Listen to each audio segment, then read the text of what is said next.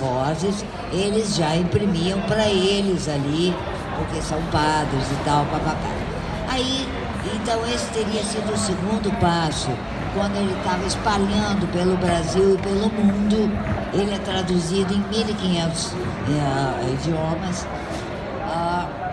traduzido até hoje, diga-se. E bem mais do que no Brasil. Muito mais procurado lá fora do que no Brasil. Então esse seria o segundo passo. O terceiro passo é o que todo mundo conhece, do letramento infantil. Isso aí eu nem me proponho a discutir, porque isso aí é tão óbvio, tão evidente. Mas qual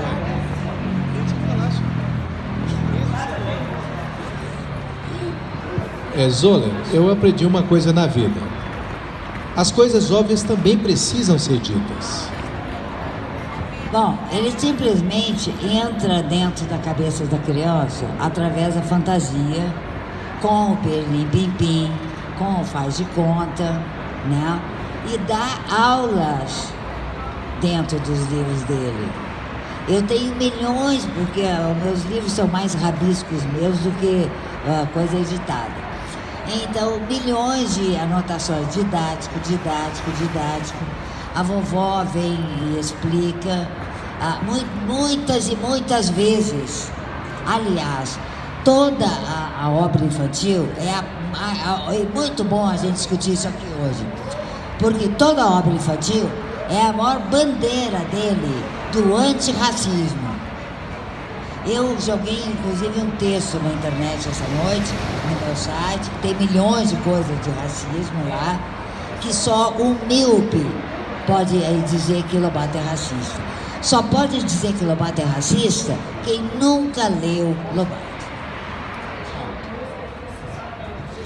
Eu queria que você me falasse como é que o Lobato chegou na sua vida. Você foi uma dessas crianças que também tiveram acesso à obra do Lobato? Eu não conhecia Lobato. A minha mãe já tinha lido Lobato muito bem e tudo. Não quando criança, mas a obra adulta dele, ela tinha. E eu estava, quando eu estava acabando a graduação, eu fui trabalhar com o 3M Roberto no Rio, que eram os arquitetos maiores de lá, né? Então, meu marido do Rio, na época, tinha sido um lobateano quando criança. Então vivia falando. Mas a coisa morreu junto com o casamento, tudo bem e tal, papapé. Só que morreu e ele ficou lá e eu vim pra cá acabar a faculdade, porque lá não havia condições. No Rio, né? Ele ficou no Rio e eu voltei pra cá. Aí, toda hora, vira e mexia, ele trabalhava para Knoll, uma multinacional de medicamentos. Ele é farmacotécnico. Então, toda hora Knoll mandava para Brasília para resolver as coisas. Parece que eles sabiam que eu estava esperando por ele aqui. E toda vez que ele chegava, nós estávamos casadíssimos, perfeitíssimos. Eu era capaz de dar opinião a respeito de um botão que estava inadaptado, coisas assim. Em suma, a gente tomava pirlim-pim-pim. Aí eu fiquei encucada e, consequentemente, eu fiquei preocupada. Eu falei, não, o que é esse bendito pirlim-pim-pim? Eu preciso descobrir. E eu não tinha entrado na obra de Lobato ainda. Ele falava e eu não dava bola. Aí eu falei, não, eu preciso descobrir. Ou seja, eu entrei em Lobato para pesquisar o pirlim-pim-pim. E aí renasci, eu não saí de Lobato ainda, não vou sair nunca enquanto eu viver. A influência do Monteiro Lobato na literatura brasileira como um todo é indiscutível. Mas você acha que toda a nossa literatura infantil, nesse momento, 2019, na tua avaliação, continua bebendo ainda nas fontes de Narizinho e de todo esse universo fantástico? Quem me dera que isso estivesse acontecendo, porque é uma coisa que todo mundo sabe aqui, eu não preciso discutir. A partir da universalização, Lobato mesmo foi um que lutava, feito o quê? Pela universalização do voto. Eu não sou contra a universalização de voto nenhuma, não sou contra nada disso. O capitalismo selvagem é uma realidade de multiplicação, acabou, né? Mas quase de universalização. É uma realidade que é tangível, não tem por que discutir. Só que, adendo a essa universalização do acervo cultural, acontece, queiramos ou não, acontece um baixar de nível. Entende? Consequentemente, por quê? Simplesmente porque não é mais exigido. O culpado não é a universalização. Tá? Não é difícil a gente espalhar cultura. O difícil é manter nivelado, porque precisa ter cabeça para fazer isso.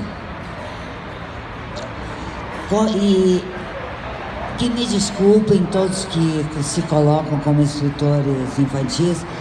Não pensem que eu sou uma, porque eu jamais teria capacidade de fazer isso. Nem para dar aulas eu não pego crianças, porque eu não tenho condições, não tenho cabedal intelectual para poder me enfrentar uma criança. E desculpa, mas eu acho que a literatura infantil, assim como 90% dos campos intelectuais, a literatura infantil também, assim como a literatura adulto. A literatura adulto é de uma mixórdia, gente.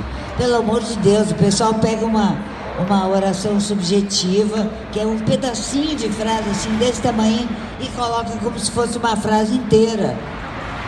Não dá para entender nada do que está sendo escrito. Eu não estou sendo a favor de regra. Eu acho que a regra deve ser usada para manter a comunicação. Ponto, só isso. Porque quem escuta entende que aquilo é uma oração que não tem sujeito. Então, quem foi que fez isso afinal? Entende? As pessoas não conseguem compreender. Por isso que me desculpem, eu fico chateada de dizer isso na feira do livro, mas o que eu posso fazer? É uma realidade. Zoller, também temos uma coisa interessante. Quando a gente conversa sobre letramento, há sempre uma discussão muito grande sobre a defesa ou não do método fônico. Muitos defendem o método fônico, outros não. Você traz alguma coisa nesse sentido, nesses teus livros do Lobato Letrador? O que eu desenvolvi aí foi a aproximação, que é o que Lobato sempre tentou fazer.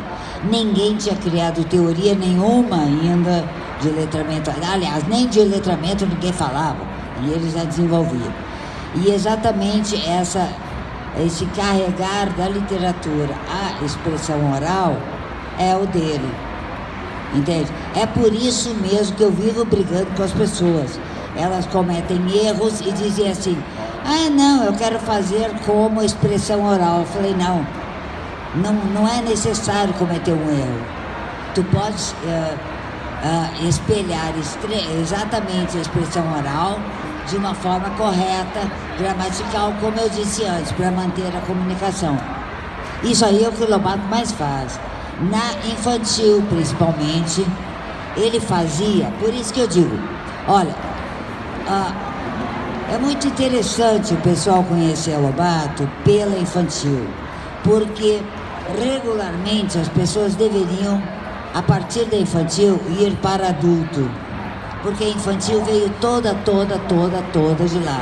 Ela não passa de uma tradução, ou seja, o auge literário, quando ele consegue dizer a mesma coisa de uma forma bem mais simples. Só isso. Eu vou ler um trecho aqui que eu achei muito interessante, na página 88 do livro Lobato Letrador, primeiro passo. Acentuação. Imagina o quanto você já xingou Lobato por editar sem acentuar. Ora, estava cansado de reformas ortográficas. Você viu o drama em 2009. Mudaram e só complicaram mais a coisa. O único que não acaba nunca são as exceções. Muitos escritores do século XXI simplesmente não acentuam conforme a reforma última. Mesmo o Congresso Nacional não a respeita. No Brasil, em inícios do século XX, a mania de reformas que não reformam nada era a mesma. E Lobato sentia que estava escrevendo para ficar. Mais uma de suas premonições que você tem nos capítulos 1.4, 2.1, mais 2.5.6, mais 3.7.1. Então, para que suas ideias ficassem, suprimiu qualquer acento. O único livro onde a acentuação, juntamente com a ortografia, está perfeitamente editado em original, é Cartas de Amor. Essas cartas começaram a ser escritas quando ele conhece Purezinha, em 1906. Ela morava em São Paulo e ele em Taubaté. Param de tanto escrever um para o outro em 1908, quando se casam. Interessante o fato das cartas apresentarem acentuação nas palavras. O que não faz o amor? Muito bom, senhoras e senhores, estamos aqui então com o livro Lobato Letrador, de nossa querida Zoller. Estão todos e todas convidados a quem quiser ter contato com a autora e adquirir o livro lá no estande da editora Tesauros, onde temos as editoras Tesauros e a editora Tagore Editora. Em nome da 35ª Feira do Livro de Brasília, agradecemos imensamente a sua presença e abro para suas considerações finais. Eu acho que nós podemos comentar aqui que... Deixa eu pegar um outro que é mais fácil. Terceiro. No terceiro passo, eu só exploro de que, qual seja a origem. O terceiro é o letramento infantil. Mas eu explorei lá a origem de cada um dessas historietas infantis. Porque ele morreu ainda cheio de contos na cabeça, né? Aquela Histórias Diversas que ele editou em 47, no último ano, que foi o último livro que ele editou, já apresenta lá, uma das coisas que Lobato mais faz, que tu nota de cara, é o merchandising. Ele, num livro, ele faz propaganda do outro. Não é só uma literatura circular ou helicoidal, como eu fiz nesses 4. Porque tu notaste, quando você estava lendo, que eu dizia lá no meio, como você viu no capítulo tal,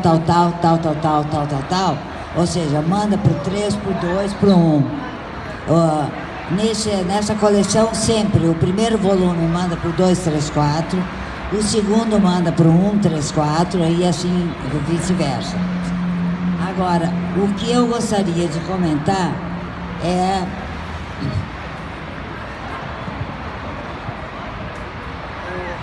O estilo, o jeito, não é bem estilo, mas eu tentei conversar com o leitor, né?